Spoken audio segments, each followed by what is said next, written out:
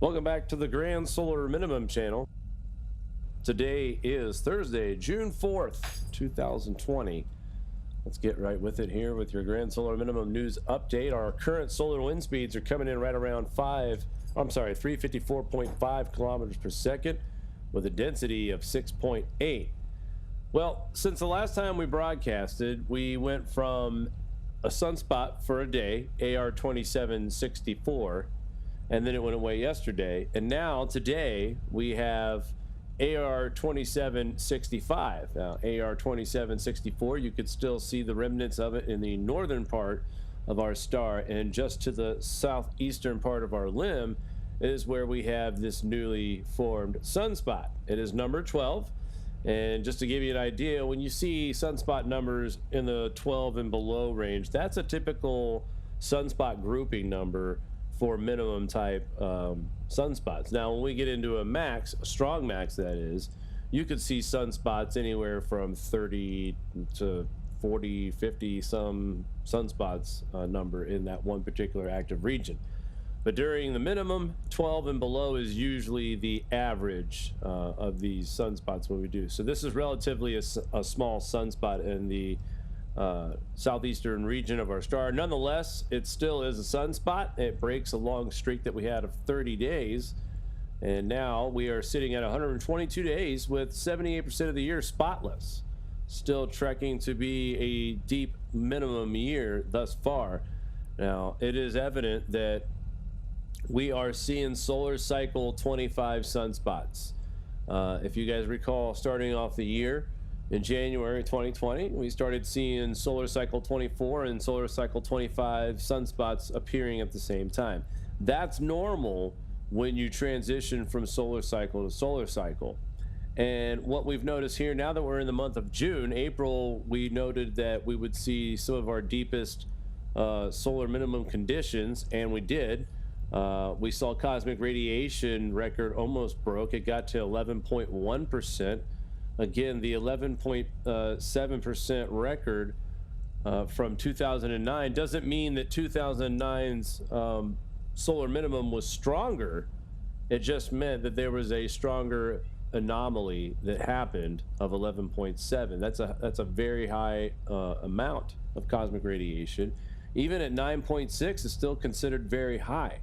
The record warm, I believe, is something like negative. When we're on the other end of this, when we're in solar max, the cosmic radiation record for lowest amount is negative 39%, I believe. And I'll have to verify that out at SPACEWEATHER.com. But as you can see, plus 9% is very, very, very, very high amounts of cosmic radiation.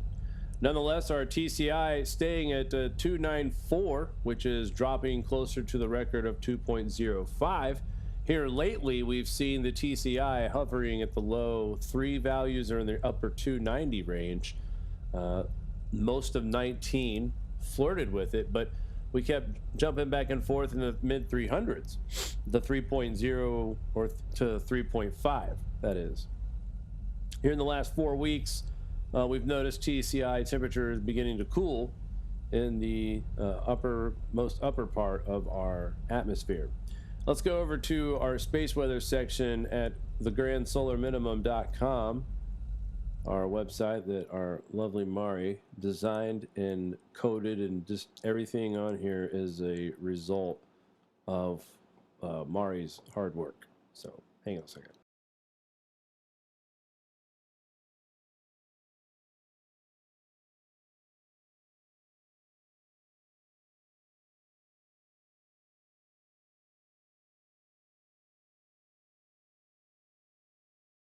Now we're back. Taking a look at some of our other space weather stats. Pretty quiet, no solar flares since the B classes and the M class flare we had last week. KP indices really staying around 1.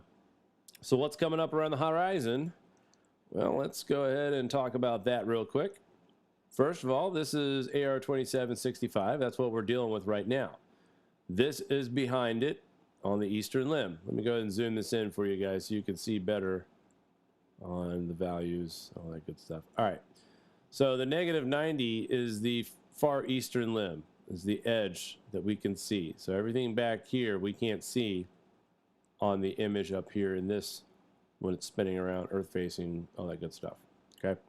So anyway, we might have another sunspot in the lower region, which would at the 30 mark and below.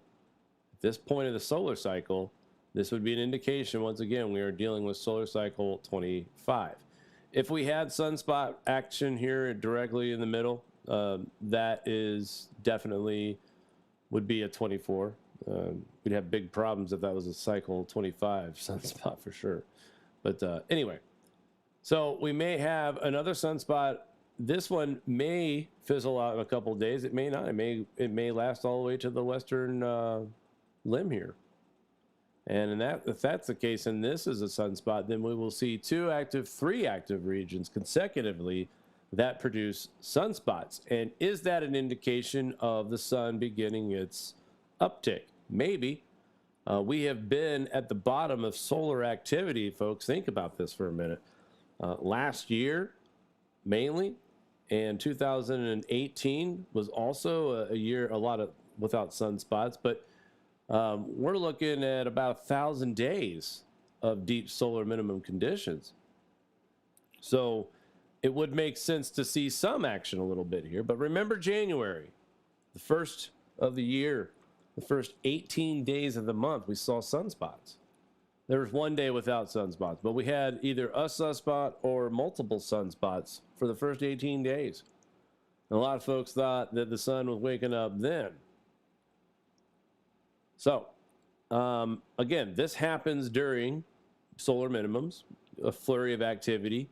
The sunspot count is at 12, and I don't think there should be any concerns about any sudden awakening of the sun as far as sunspot activity. Now, I'll tell you this. A lot of you already know, solar cycle 25, the maximum sunspot count is somewhere between 91 and 150 from the majority of the studies that I've seen. That is the smooth sunspot number. The smooth sunspot number for solar cycle 24, if I'm not mistaken, was right around 167. And average sunspot smooth numbers like that is usually between 185 and 220. Solar cycle 24 came in at 167, 147 to 167. I can't remember to be exact, but I'm giving you a ballpark figure here. So that gives you an idea. If they're predicting solar cycle 25 to be 91 to 115, well, that's a significant drop.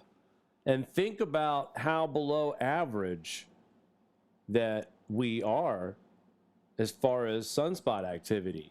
If you want to look at where we are in the beginning of this grand solar minimum, there's your scale right there.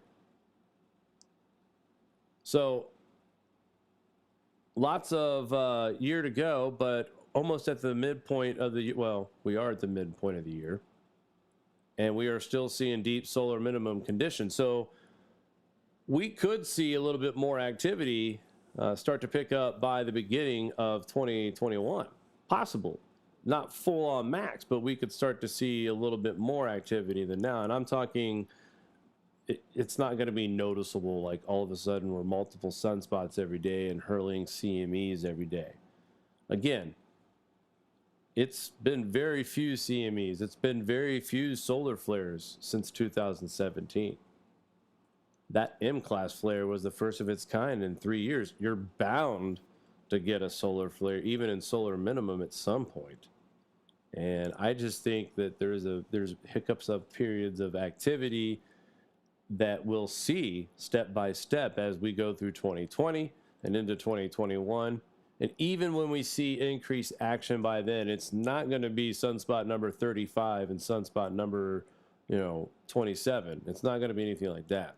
We're still going to see the mid-range of the mid-teens. Maybe you'll get a once in a while sunspot number 21 or something like that. But nonetheless, just like we step down into the minimum, we will slowly step up into a week maximum period. And I mean, when I say week, I mean 50% below average. And that is low when you look at the grand scale of sunspots, low sun, solar activity, what that does to Earth's climate according to the historic information that we have. Ice cores, ocean sediments, looking back in time, what it does to our climate, along with earthquakes and volcanoes and their involvement. I mean, grand solar minimum is a little bit of everything. And to me, it all ties together. A lot more than that AGW theory, but you know, whatever. All right, let's take a look at some headline news across the world. First, we'll start out at least 3 dead, more than 500,000 without power as a rare Derecho rips through the mid-Atlantic. This was on Wednesday. This started up on Tuesday night. Severe thunderstorms ripped through parts of the mid-Atlantic on Wednesday, June 3rd, 2020, leaving at least 3 people dead and more than 500,000 people without power. On Thursday morning, June 4th, the National Weather Service confirmed the event was a rare Derecho, a widespread, long-lived, straight-line windstorm that is associated with a fast-moving group of severe storms. And this also brings the lightning as well. On Tuesday night, it was reported in western New York, there was a huge lightning storm associated with this system. So we were talking about when we were live, I think it was Monday or Tuesday. I don't remember what day it was, but we were talking about the lightning events in Alaska and other parts of the Northwest and just how much lightning was happening with these storms. One area of the country, I can't recall right off the top of my head, but they received 2/3 of their annual lightning strikes in one event. And then seeing this today, let's read a little bit about what happened. In central Minnesota, a line of storms pushed an outflow boundary south into unstable air mass over the southern region.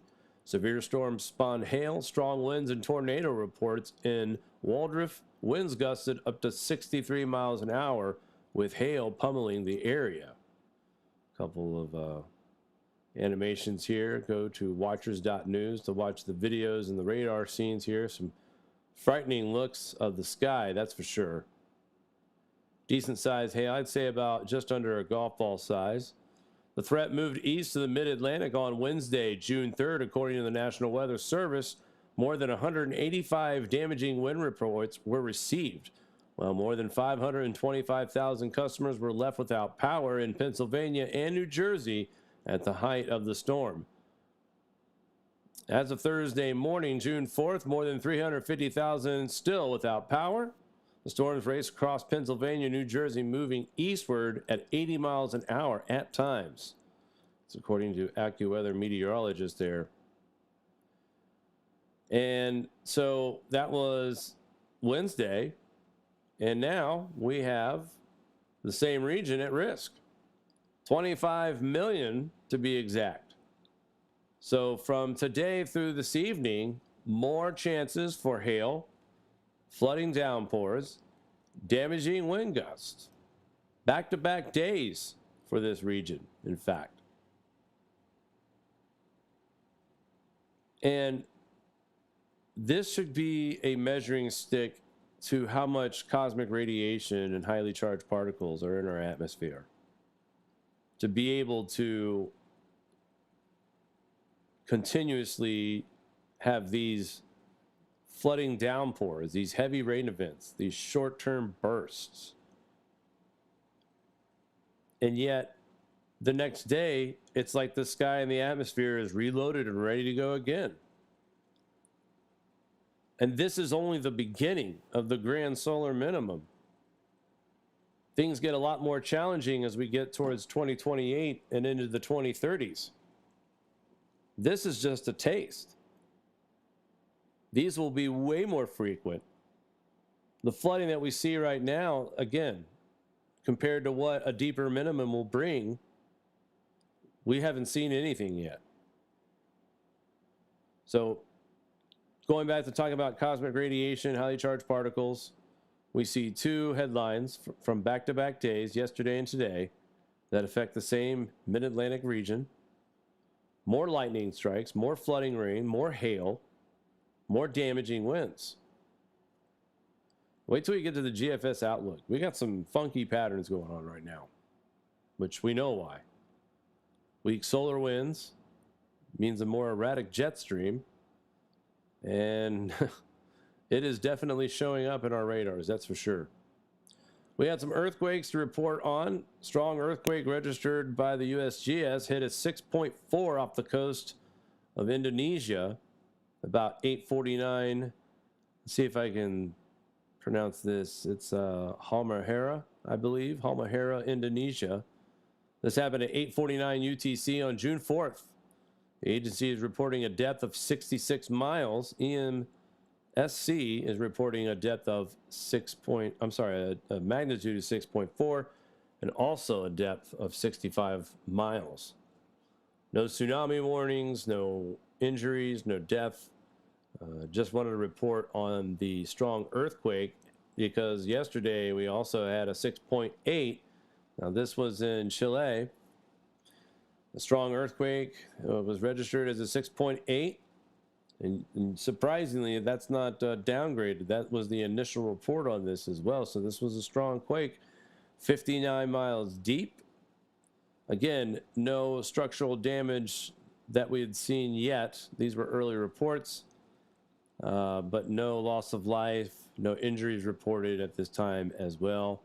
So this could have happened in a rural region of the country. So 2 strong days of earthquake reports, 6.4 today, 6.8 yesterday.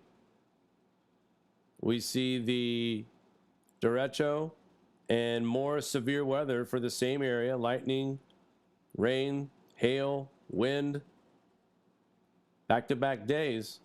And back-to-back days, we get strong earthquakes. And it's just, to me, like, okay, so where I'm going with this, the sun causes the climate. The sun also influences earthquakes and volcanoes. During low solar activity, more cosmic radiation is allowed in our atmosphere.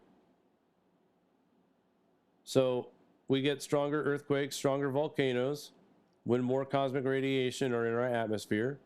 Plenty of peer-reviewed studies that claim that and prove it. And on top of that, we see record-breaking rain events, record-breaking snow events, record-breaking cold. In fact, New South Wales records coldest and wettest autumn in 8 years, Australia. Meaning it's taking us back to right around before we started seeing the solar maximum of solar cycle 24. So this was the coldest they reported was on the tail end of a minimum at that point. But daytime temperatures were below to very much below average for New South Wales, except along the coastal strip. The BOM noted that it was wetter than average on the autumn inland, and the rainfall was below average along the northern and southern coast. So inland is where we saw the most problems. The temperatures and precipitation were right where they were supposed to be on the coastal regions. Across the state's interior, autumn rainfall was above to very much above average. It was the wettest autumn since 2012, although rainfall in May was more than 50% below the long-term average. So frightening to hear that their spring or their fall, they had record-breaking precipitation, and May didn't even show up. So imagine if May had been at least half of some of the record-breaking months that we've had in this autumn, how much more flooding would we have seen? So it was a good thing that May came up short as far as producing any more precipitation. It was particularly wet across the district of central West Slopes, with some areas recording their highest total autumn rainfall on record, or the highest total autumn rainfall for at least the past 20 years. The climate summary also showed the remains of tropical cyclone Esther led to few areas recording their highest autumn daily rainfall on March 4th or 5th, including Wilcannia and Waganella, which broke records set in 1939. And I thought this was relevant to talk about, pardon me, because they always say you have to watch what happens in the Southern Hemisphere, especially Australia. Usually what we see in Australia translates to the kind of fall and winter we'll get. So already starting off on the coldest and wettest on record in a few years. And right now, I think we're handling the precipitations right now. We've got a lot in regions, and we'll go over that here in a little bit. So this was my concern when we went over the crop report last week. We see all these record plants going on right now across the United States for corn, emerged corn. All this is great news. All of this is great news to see this. But when you're trying to get a feel for what's ahead, and again, you know, it could be inaccurate. How many times have we tried to predict something because we've seen a pattern before and we weren't right? So it happens. But you have to be aware of the possibility that this autumn for us could also be that kind of trouble. And I think it's really important that we stay focused on working smart instead of hard, and hopefully being able to harvest what we have had so far, which looks like to be a great year for crops in the United States at this point. At this point now, this is only June 4th. I get that. But it is encouraging to see that we didn't have the delays that we had last year. I'm looking at this list right now, and as far as planting goes, I don't think there's anybody under 75%. And that 75% is below their 5-year average, but it's just about where they were last year. Oh, I'm sorry, that's North Dakota. Yep. So again, I'm glad to see all this. I'm optimistic, but at the same time, concerned as well of what we'll see this autumn. And it'd be heartbreaking to see all this hard work and record numbers and plant and everything like that. And then we have these multiple flooding situations and weather related. Look, giant hail can damage crop. I've seen footage in fields, cornfields after a big hailstorm. It really does impact the quality of the crop. So again, I'm not trying to be a negative on this. I'm saying let's celebrate the good news early, but let's keep grounded at the same time that we're only in June and there is so much summer to go. Plus, with everybody upgrading their hurricane forecast, and for the sheer fact of the facts is why they're doing it. They're not pumping it up because of man-made global warming. They know that right now we are heading for an La Nina, and during La Nina, we have less wind shear to fight with. So these hurricanes that approach the coast, most of the times they are met with some wind shear that will tear it up a little bit and make it weaker. And that's not going to be the case this year as long as we continue to see La Nina conditions develop, which we are at this time.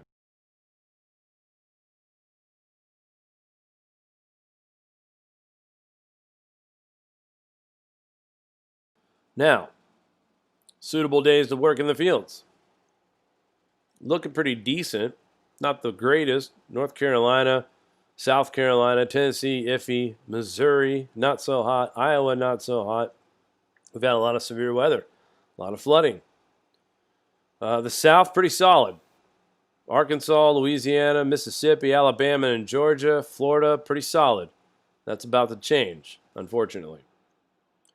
Nebraska, starting to get up more severe weather. Talking to Matt the other day, got some hail damage out there.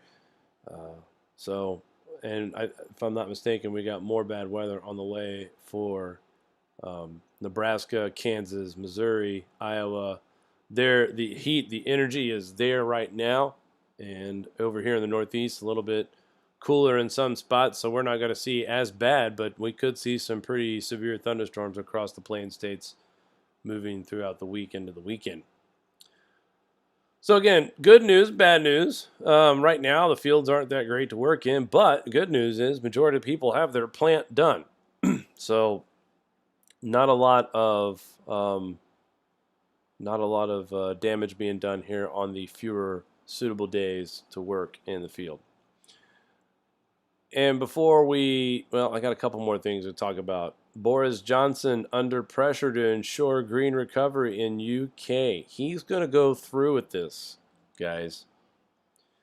I saw somebody say something in the sense of there's never been a better time to go green than now. And I think what they're trying to say is because of COVID-19 restrictions, these are policies, there are potential distractions to our what we know as normal lifestyles in these green new policies. And I'm not saying people are getting used to restrictions. I'm saying it's what we know right now. And implying Green New Deal policies that feel like they're related to COVID-19 is going to be hard to decipher on which is which. So, in other words, striking while the iron is hot. If you're going to imply new regulations that restrict people from doing what they're used to doing, that's all we're seeing right now all around us. Now, I know it's confusing and it sends out a mixed message, I'll tell you that, when governors support the peaceful protests. But we are still in a pandemic, and the CDC says you still need to 6 feet social distance and wear a mask. The CDC still says no gatherings in some spots as much as 50 people. We're not doing that. So there's mixed messages out there about the government, and I could see where when someone says this is the opportunity to start installing Green New Deal policies, because people won't even, it could happen right under their noses and they won't realize because of all the other restrictions that they're dealing with right now. I think we've seen so much right in this year of 2020. There could be a way that they could start sneaking these Green New Deal policies in, spinning them as something else, and nobody would blink an eye because, well, look at what's happening. We got to change. Everything's going to be different now. So all I got to say, folks, is be prepared.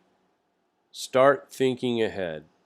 Start thinking about the future. What will you do if you can't buy food at a good price anymore because of crop failure? What are you going to do when the economy can't recover from the virus, or even the violence and the looting from these protests, and our country hits a real recession? Right now, the government is funding the American workers, so there's not a sense of real suffering yet. They've increased the SNAP benefits. They're giving out unemployment insurance. They're talking about doing stimulus checks. Part of grand solar minimum is to be self-reliant. And I can't think of a better time. Talk about striking when the iron is hot. I can't think of a better time than to prepare for a grand solar minimum. Instead of conforming to new policies, be self-reliant. Grow your own food. I know Mari and I, our plans will be solid in the future. And you make smart investments, whether it's building a home or paying off debt. That way, when things get bad and you can't pay all the bills, at least debt's been taken down. Take advantage of the times, folks, if you can. Be smart in the future. Because alongside of just the economic issues that we're facing with just this virus and other unrest issues, the grand solar minimum is volatile. And it'll sneak right back up on you. Right when you think everything's okay, you'll get whacked with killer frost or hail damage to crop fields or record flooding and wiping out small communities and small farms, and local businesses go out and more of the country falls into a depression. I've said it before on this channel, this COVID-19 crisis has shown Mari and myself some glaring holes in our prep and our preparations for being self-reliant. The virus situation was kind of like a dry run. How did we do? Not bad. Not bad. Pretty good. But there's room for improvement. Especially if we're going to see these Green New Deal policies. How are you going to be able to afford certain things? We all know what happens when these cities go green. The majority of them, the electricity price goes way up. The cost of energy goes up per home. Now you're making a decision between medication and food because your energy bills are so high.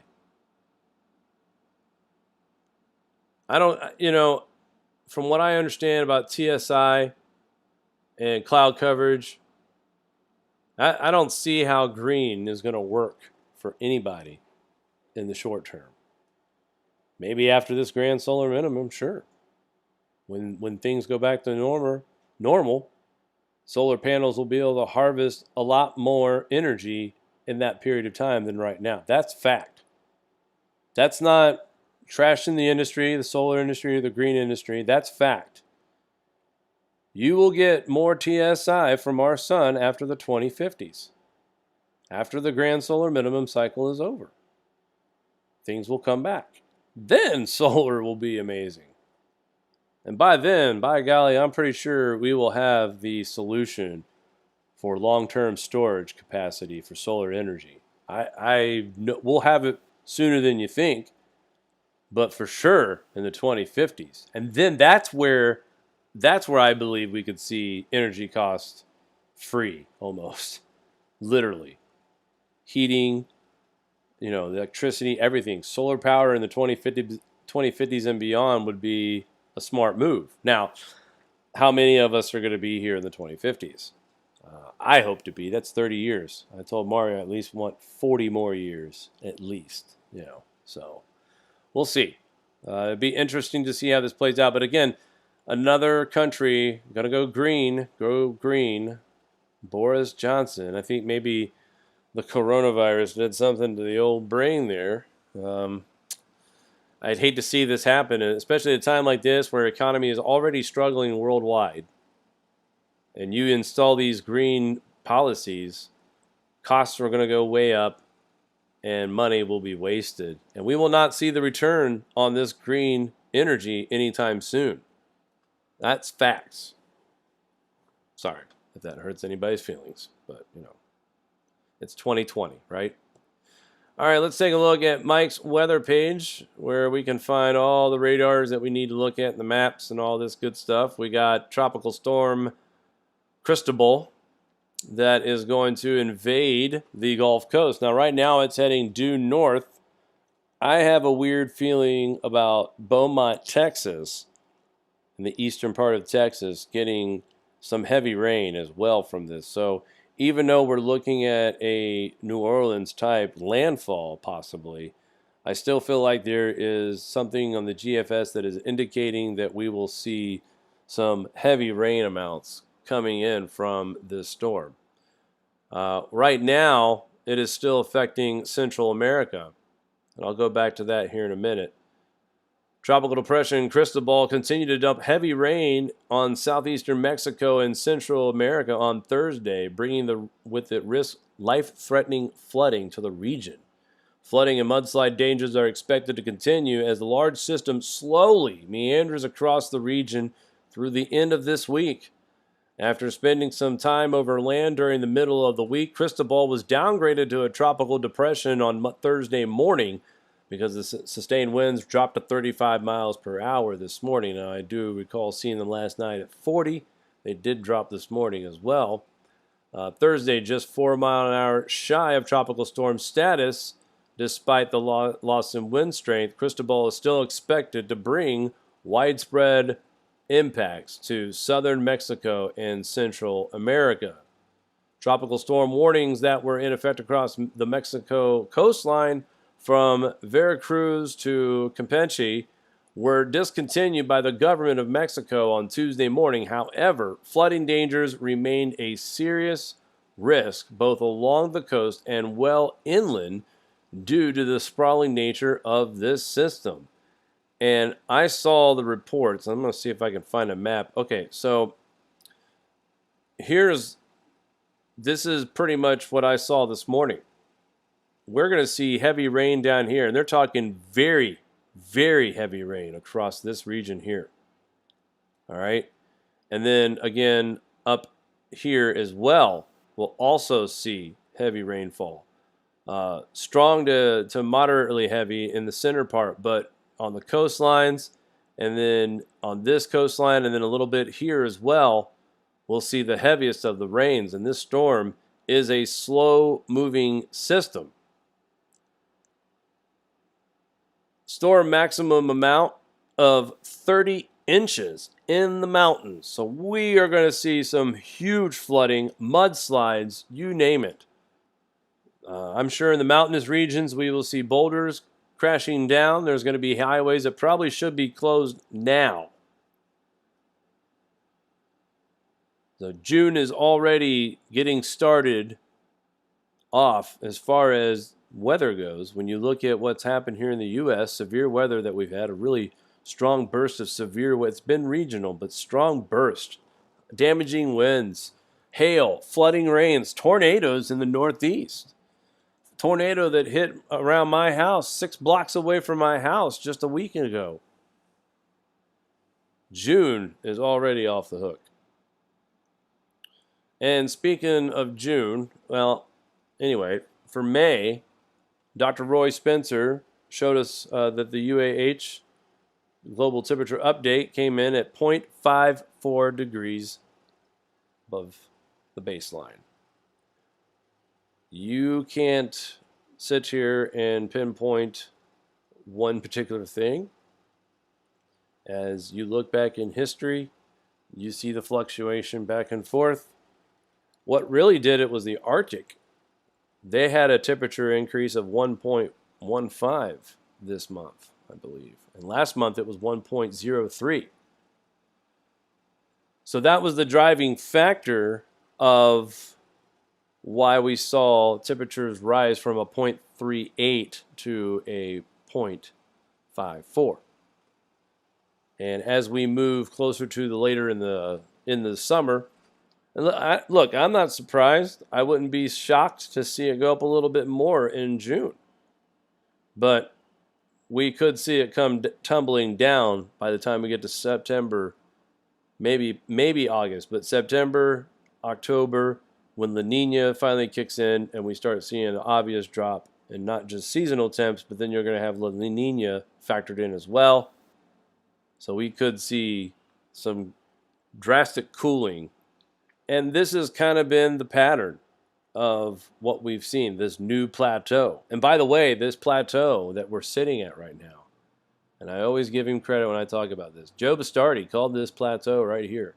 I remember when I first started following this, we were somewhere right in here. And we were falling, or we were experiencing temperatures that were dropping at that time. And I remember somewhere around here where Joe Bastardi did a Weather Bell broadcast and said that he drew a line right here. He says, I believe we step up and this will be the new plateau. And we'll see, dips down to here, back up, and then this is just going to kind of stay baseline at this area right here. So we'll see, I guess. At this point, we're not going to see any sudden drop and then temperatures stay according to this pattern. But Joe Bastardi called this plateau, and he has been right about this. Where it goes from here, how far it drops, time will tell. God bless you. Goodness. You okay over there? Not coronavirus. All right, just making sure. So again, temperatures rise from April to May, and we'll see what happens in June. We are expecting some decent summer-like weather coming up soon. But let's talk a little bit more about our tropical storm and where we're thinking on the path. And a lot of these models agree that it is not going to go up the coast. If anything, it's going to go directly at New Orleans. A lot of this. I still have a feeling that eastern Texas will be affected as well. And this storm could shift east or west at any time. So we are in the early stages. It is not here yet, but they are preparing. And let's take a look before we go into the GFS outlook. Let's take a look at temperatures right now across the ocean. And they continue to improve in the Gulf. Not as bad, not as warm as it could be to support a really strong system. The path it's going on right now actually is going to be going over cooler waters. The warmer parts of the Gulf are closer to the Mexican coast. Of course, near the Caribbean, the Florida Keys. Cooler waters here near Florida, and there's a patch of warmer water near eastern Tennessee. And again, this is why I have just a little bit of thought and concern that we could see problems. This storm could easily shift and be a bigger problem for eastern Tennessee, Houston, Beaumont, Texas areas to look out for. But still a little bit of ways out. We will just have to wait. Now let's take a look at the GFS outlook. This is a very short version. This happens from time to time. We're not going to get an outlook today, it looks. Nope, this is going to take us up to the weekend. Every once in a while I catch a broadcast timing where it's just awful.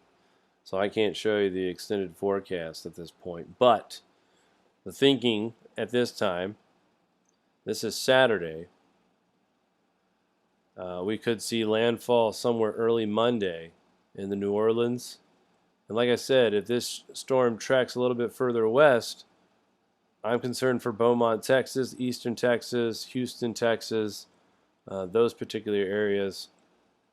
But there's a lot of rain on the way for the South, for the Midwest, the East Coast. Florida, very concerned. We saw near 20 inches of rain in Miami International Airport for the month of May. And I think June is going to be just as bad. GFS just gave me a couple more frames to click on here. Not much. This system looks like it grows pretty well, intensifies heavy rain, and I really apologize for the lack of updating on this right now. So, but we have lots of rain to deal with across the South over the next several days, and then we get a little bit of a break around the late middle part of June, the 15th, 16th, before we start seeing more storms developing. But already June, dealing with severe weather across all over the lower 48, hail, flooding rains, damaging winds, and areas that don't usually get it either, too. It's not just the normal areas. It's areas that we're not used to seeing this kind of weather. So, all right, that's going to do it for us tonight. Mari, did you have anything to add tonight? Say hello to anybody? Or I can say hi. okay, you can do that. I can say hi to everyone. Matt was saying earlier what a tough spring he's had, and now he's got a little bit of a break after the struggle he had with his corn planting, right? Yeah, tough break indeed. Not a happy camper for sure. Did you talk about that landslide? I didn't. I shared it on Twitter. I did not talk about it. Okay, because someone else mentioned that in the chat. I wasn't sure if you were going to cover that or not. That landslide is in Norway, and what's freaky, you guys can go to our Twitter page and find the footage. In fact, here, just give me a second here. I'll bring it. Yeah, let me dig up this website for you real quick here. So yeah, I saw that this morning. It was kind of terrifying. I mean, when you look at the amount of land that is being... They didn't make it on Watchers, huh? I didn't see it on Watchers. I'm surprised. I tagged you in it. Bear with me, folks. If you tagged me on it, it would be probably hanging out over there. There it is.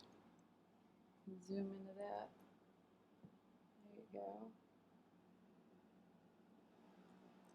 So, yeah, that's a couple of houses, some roads breaking apart away from Norway and just heading into the sea.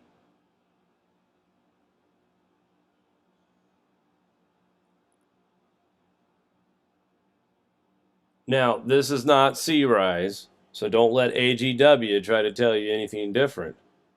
This kind of a landslide, I mean, this happens because of so much rainfall in a short period of time, record rains. This is hard to watch, actually. I mean, your house is going into the ocean. There's nothing you could do about this. That's it. So imagine that much rainfall has happened. The ground is that unstable. Oh my gosh.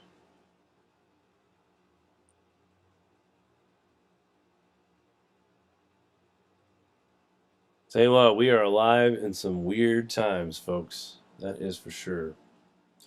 All right, that's going to do it for us today. Thank you for tuning in. Tomorrow night, we're doing a call-in show.